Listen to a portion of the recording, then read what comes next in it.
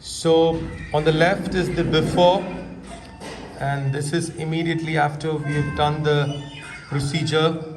You can see the difference.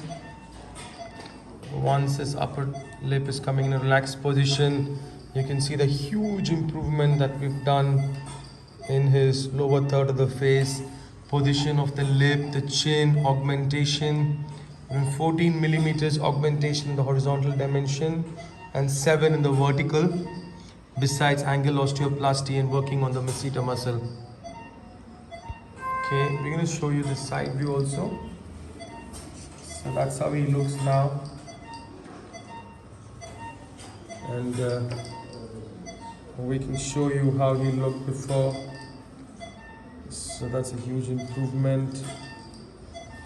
You can see the chin was so sharp, so backwards, so retrognathic, so retruded.